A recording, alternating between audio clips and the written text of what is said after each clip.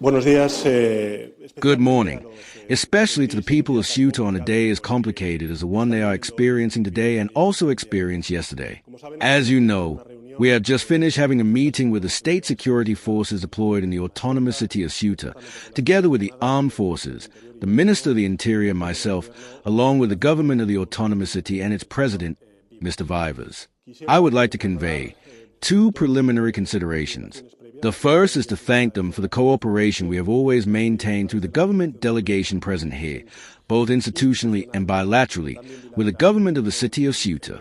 And secondly, to tell the people of Ceuta that all of Spain is with them, and consequently, the government of Spain stands with the city of Ceuta, and that we understand their emotional state and the distress they have been experiencing over the last few hours, especially since yesterday.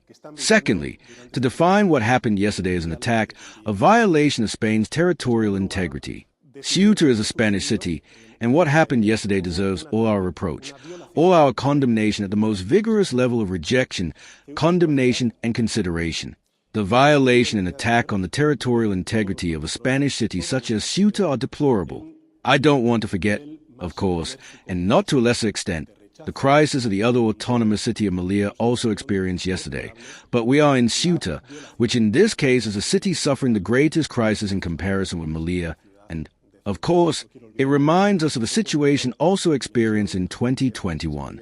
That is why the third commitment I want to express, in addition to taking responsibility for cooperating with the autonomous government of Ceuta, is that the government of Spain will use all the mechanisms of the state, all the resources of the state, to guarantee the security of the citizens of Ceuta and, of course, coexistence in the autonomous city of Ceuta, in addition to what we have always been doing during these recent years, which is demonstrating the resounding, total and unequivocal commitment of the government of Spain to the present and future of the autonomous city of Ceuta.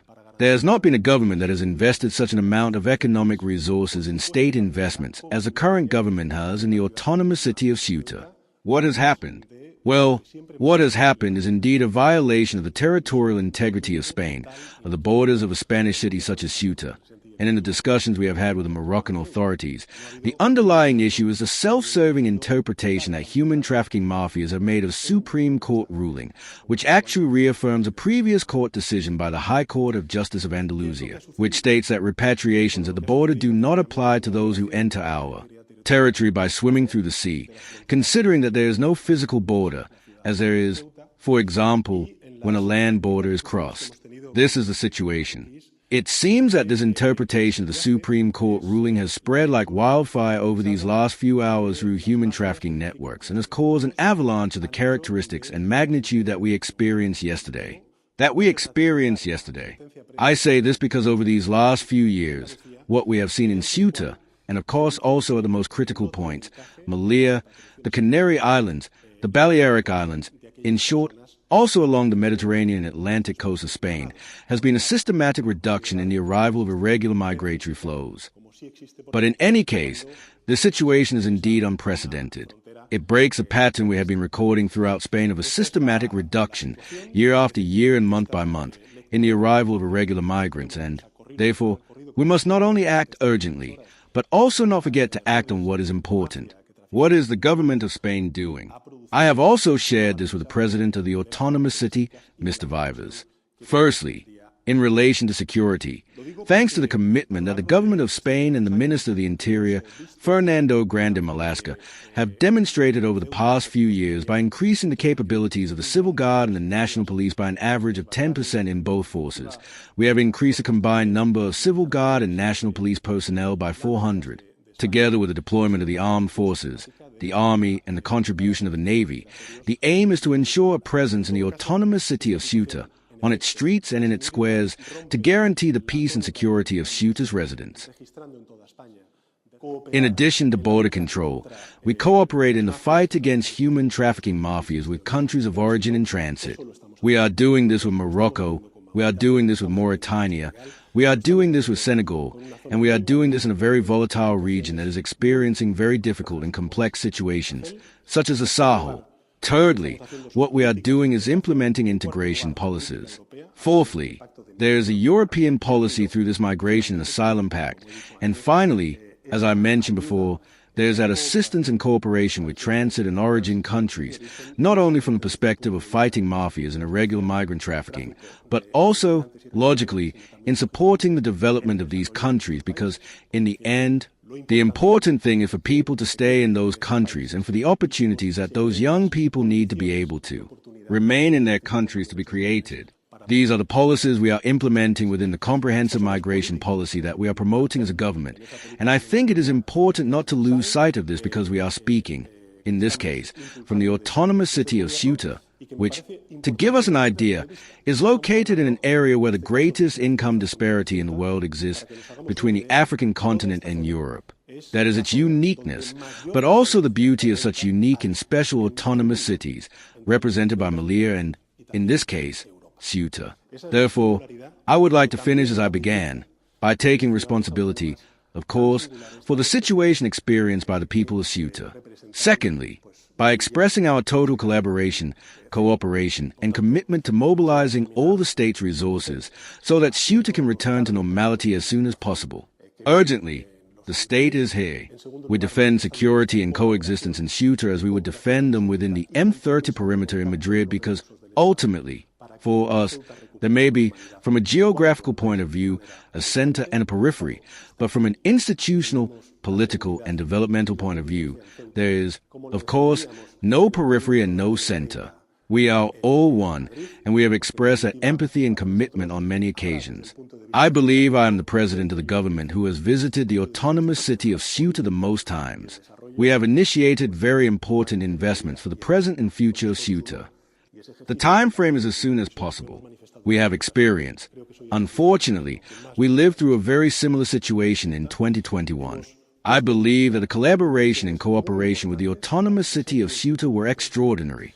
The solidarity of the other regions of the country was also very positive, especially when we were talking about minors. But in any case, the most urgent thing right now is to restore normality, ensure safety, and, above all, not jeopardize coexistence. It must not jeopardize coexistence. I dare say, of course, with all the institutional respect I have for the president of the autonomous city of Ceuta, that we have often talked about the importance of coexistence in this city. I believe that this, too, its diversity, is one of its main attractions and also one of its strengths. And that is something I believe all governments must preserve, not only through our policies and actions, but also, logically, through our discourse. And the government of Spain will always be in that position. And then, to convey two more things, we have spoken with the Moroccan authorities, and they are willing to cooperate to expedite the repatriation of citizens to their country of origin. And finally, to convey to you, as I have forgotten to mention it in the introduction, that Minister Fernando Grande Malasca will also remain here for a few days to personally monitor the evolution of this crisis. What does the president say? I would like to ask you, you were in charge of the crisis in 2021, and you know perfectly well what happened. Now, let's say, the number is 4 or 5 times higher. Do you really believe there is cooperation on the part of Morocco? Considering that someone who goes to the border and observes for hours can see that there is no kind of, quote-unquote, stopper on the other side and that it is as easy to enter as entering a fair, exactly the same. They came shouting, "Long live Spain," and were very happy, not really knowing exactly where they were heading. I would like to know whether you really believe there is cooperation at the source before the solution that Morocco might now offer. And second, regarding the issue of minors, of course, we're talking about 7,000 minors. It has already been difficult to reduce the number of minors from the city of Ceuta despite the modification of the immigration law. How will that transfer to other territories be channeled? Thank you very much for your questions. Regarding the first one, the first thing is not to forget the framework. The framework, the context in which this crisis is occurring, is one in which, over these last few years, there has been a sustained decrease in the flow of irregular migration. This is the case. In aggregate terms, in general terms, there has been a 36% decrease in 2026 so far this year, and a 40% decrease in relation to 2024 and 2025. This is the framework, the context. Obviously, there are specific places, such as the autonomous city of Ceuta, where there have been spikes in recent days, indeed as a result of the spread on social networks, through the mafias of an interpretation, which I believe was also motivated of a Supreme Court ruling, which we indeed have to see how we manage, not only from the more visible point of view, let's say, of placing boys so that, from an administrative point of view, it is clear that there's a containment barrier and, therefore, those repatriations of the border can occur and be carried out. But also from a legislative point of view, if we need to modify some aspects of the laws to ensure those border repatriations in the most efficient way possible. I think that this certainly demands one of the strongest condemnations, particularly of the mafias that traffic in human beings and deceive many young people, many of whom meet their deaths either in the ocean or, in this case, at the border with Spain, in the autonomous city of Ceuta. In any case, we must cooperate with the Moroccan authorities, to whom I also express my gratitude for their willingness and cooperation in ensuring that the repatriation is carried out as soon as possible.